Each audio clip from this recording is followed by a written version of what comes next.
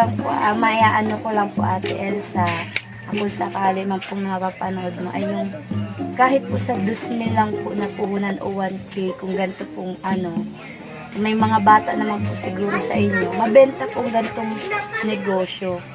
Tsaka yung mga piso-piso po, diskarte lang po talaga yung ano, tiyaga lang din po sa pag Kahit 2,000 pesos na. 2,000 po kaya na po. Kaya depende na lang din po sa atin na magulang kung paano po natin i-improve. Diskarte.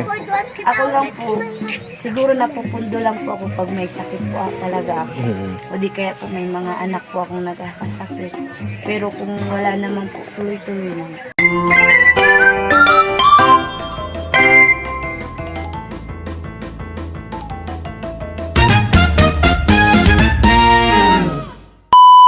Subscribe to my channel. Magandang hapon, magandang buhay mga katuwang. Diyos maray na hapon po sa Tuya Gabos. Samahan niyo po ako mga katuwang. Pupuntahan natin si Geraldine. At usapan namin, babalikan ko siya ngayong araw, Tuesday mga katuwang, para alamin kung siya po ay nakapag-canvas na o nakapunta na po sa dentista doon sa paggagawa niya ng kanyang ngipin, no? Pustiso mga katuwang. Mega love shoutout nga pala kay Ma'am Josephine Portante of Chicago, Illinois, USA. Ayan, siya po yung magpapagawa ng ipin po ni Geraldine mga katuwang, kasi gusto ni Ma'am Josephine, siyempre nga naman pagkain ng kanyang itinitinda mas komportable at presentableng tingnan, no? Especially sa mga mamimili na ang itinitinda nyo po ay pagkain, mas okay tingnan yung nga po bagamat mayroon na po siyang ginagamit na hairnet at gloves, no? At mas maganda yung mingipin pa rin. Ayan. Tara, punta natin si Geraldine mga katuwang. Geraldine, kumusta ka? Good afternoon. Kumusta yung pagtitinda mo? O, di ba sabi ko babalik ako sa iyo ngayong araw, Tuesday, di ba? O, kumustahin kita kung nakapunta ka na doon sa dentista. Yung maggagawa ng ipin mo. Hindi ka, lapit ka konti. Kahapon ka nakapunta. Ay, kumusta? Ano po, natanong ko na po yung mga about po babayaran. O, magkano lahat aabutin? Magkano daw aabutin? Kasi Ano yung tinda mo? yun natin lang po. Hindi ka pa nagsisimula. Kanina po ako dito. Kanina ka pa dito. Oo, marami na nga po akong natanong. Wala pang mga customer. Opo, Ano? opo, isa-isa. Dati ganito, puno na ditong customer mo. Opo. Ay, kumusta? Ang gagawin kasi dyan sa ngipin mo, 2 bunot, di ba? Dalawa, di ba? 2 bunot, tapos 2 ipin din. Tapos, ano pa yun? Nagulat ako, Ano po, may 500 pang consultation. Ano yun? titignan daw po consultation pa na. May ganun pa. Ah, Nung pagpunta kong unang kahapon, titignan na. Sikulat lang po, wala akong kwarta. titirahin na agad. Ay, pambihira. Ilang araw daw yun? Ay, ano daw po. Yung una daw po, mabunot muna. Oo. Tapos, pag naghupa na daw po, yung Oo. pagbunot, nagbalik na lang daw po. Ilang araw daw after ng mabunot? Ano daw po, 2 days or 3 days. 2 days. Yung ngipin naman daw. So bubunutin after 3 days, gagawa na yung sukat sa ngipin. Opo, Okay. sukatan na daw. Para hilom na ano. Opo. Pero yan naman kasi hilom na yan eh, di ba? Opo. Tira naman na lang po yun. Ha? Tira man na. Kailang putol. Opo. May puno. Yung dapat maalis yung puno, ano? Okay. So yun. Mga magkano aabutin daw? Magkano yung isang bunot ng ngipin? Mahal po dun sa may ano eh. Magkano nga? Magkano? 1.5 po. 1.5? Oh my Isang God. ngipin. So 2 ngipin, 3,000 na agad. Sa dentista po. Bunot pa lang yun ha. Bukod pa po yung dun sa sa papustiso po na 2 ngipin. 1.8 po ang isa. 1.8. Oh, malaki-laki nga. Ano? Tapos may consultation pa pong 500. Talaga ha? Yung, nung nagulat po ako nung ano ko yung presyo, sabi ko parang nakagasliban na po. Natakot ka na. Takot-takot Tapos, uumpisahan na sana. Yun po. Di po ko natakot sa bunot, sa bayaran. Di ka natakot dun sa pagbunot. Natakot ka dun sa bayaran. Ayun. Ang ano po, parang ang mahal. Ang mahal, ano? Eh, kumusta? Anong plano mo? Ha? Iyo po. Ano na? Naiya po kay Ma'am Josephine kasi ang mahal po talaga. Oo. Nung napaisip po ako kasi, ganun pala. Habang naglalakad ako kasi, mahal. Ang mahal. Sabi ko, naiya ako kay Ma'am Josephine. Pagagandahin po ako tapos. Ang mahal. Magtitinda lang po ng ano, ng mga fishball. Yung papagandahin po ako ng Ma'am Josephine. Hindi.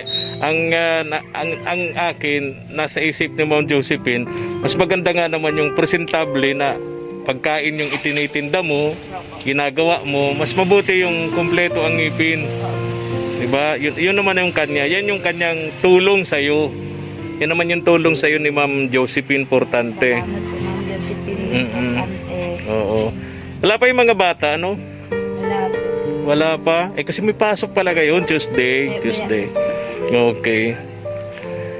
Ikaw ba, Geraldine, ay nanonood sa mga vlog namin? Ha? Minsan po. Minsan? Kagabi po si Pula nagpunta po sa bahay. Oh, si Colin. Yung ano po yun, ano yung tawag dun, yung ano nyo, yung parang my day po. Oo. Pinakita sa akin. Sabi niya, eh! Sabi ko, si Kuya Efren. Ah, Minsan lang po ako Gwapo daw, gwapo. Ganyan daw po. oh, talaga, si Colin. Ay, kumusta nga pala? Nakalabas na? Upo nung Monday po. Oo, nakalabas na ng ospital. Tapos, ang gusto pong mangyari ni Jojo, picturean ko daw po yung reseta ng bata.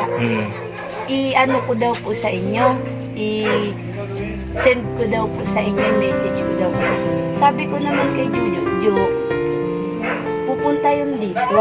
Sabi ko, hindi naman ka ako agad-agad maano ni Kuya Efren yan. Pag makikita ka ako yan, hindi naman ka ako yan agad-agad maano ni Kuya. Bibigyan ng solusyon. Opo, sabi naman niya sa akin, hindi mo man kasi pinipicturan ay, sabi niya ganyan. Ang gusto niyo sabihin, picturean mo yung mga reseta, tapos i-forward sa akin. Opo, para daw po, maanuhan na daw po. Mabili na yung gamot. Ay, ko hindi naman din yun agad-agad. Oo.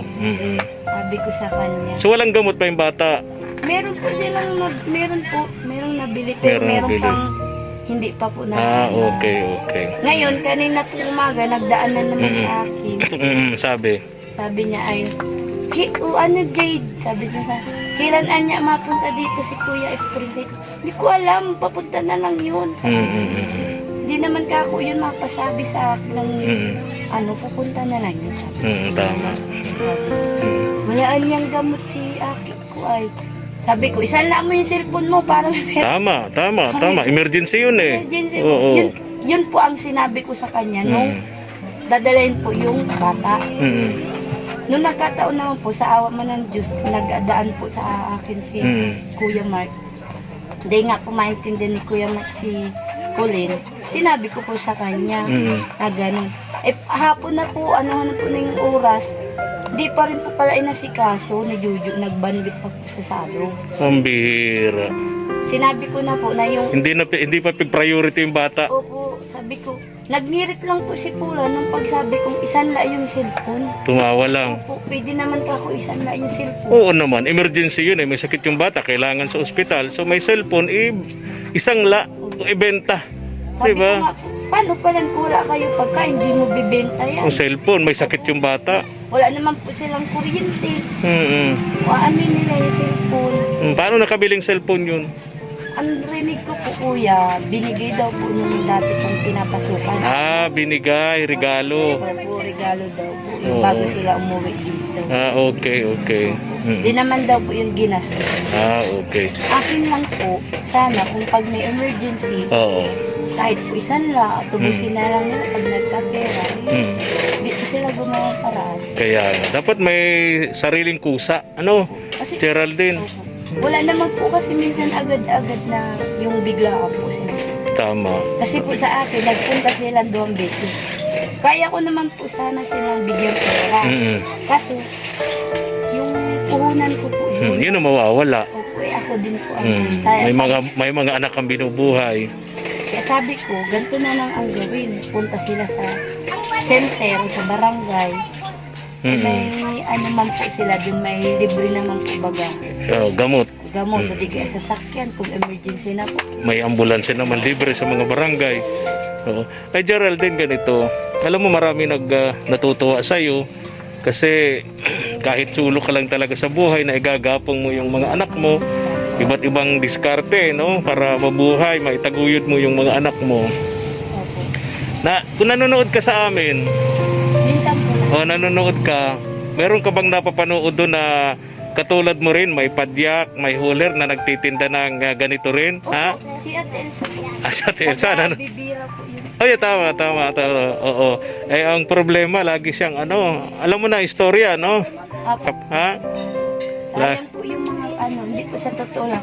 Naisip ko din po kasi minsan po malaki yung binibigay kong puhunan. Oo. Sayang po baga yun. Kaya nga.